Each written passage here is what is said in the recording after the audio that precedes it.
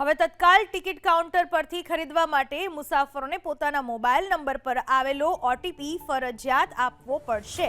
Railway તરફથી 17મી નવેમ્બરના શરૂ કરાયેલ આ પાયલોટ પ્રોજેક્ટ સફળ રહેતા હવે સમગ્ર દેશમાં આ સિસ્ટમ અમલી બનાવી દેવાઈ છે।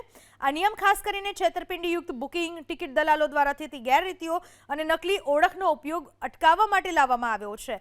રેલવે અધિકારી મુજબ ઓટીપી વેરિફિકેશનથી બુકિંગ પ્રક્રિયા વધુ પારદર્શક બનશે અને મુસાફરના મોબાઈલ નંબર સાથે ટિકિટ સીધી લિંક કરવાથી સુરક્ષા વધશે। સાથે જ રિફંડ, એસએમએસ એલર્ટ અને મુસાફરી સંબંધિત તમામ અપડેટ્સ પણ વધુ સરળતા સાથે પ્રાપ્ત થશે।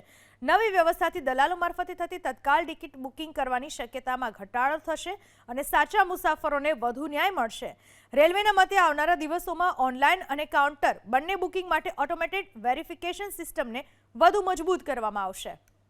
આ નિયમ ખાસ કરીને છેતરપિંડીયુક્ત બુકિંગ, ટિકિટ દલાલો દ્વારા થતી ગેરરીતિઓ અને નકલી ઓળખનો ઉપયોગ અટકાવવા માટે લાવવામાં આવ્યો છે।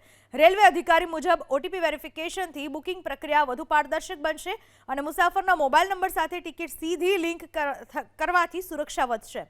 સાથે જ રિફંડ, એસએમએસ એલર્ટ અને મુસાફરી સંબંધિત તમામ અપડેટ્સ પણ વધુ સરળતા સાથે પ્રાપ્ત થશે। નવી વ્યવસ્થાથી દલાલો મારફતે થતી તત્કાલ ટિકિટ બુકિંગ કરવાની શક્યતામાં ઘટાડો થશે અને સાચા મુસાફરોને વધુ ન્યાય મળશે। રેલવેના મતે આવનારા દિવસોમાં ઓનલાઈન અને કાઉન્ટર બંને બુકિંગ માટે ઓટોમેટેડ વેરિફિકેશન સિસ્ટમને વધુ મજબૂત કરવામાં આવશે।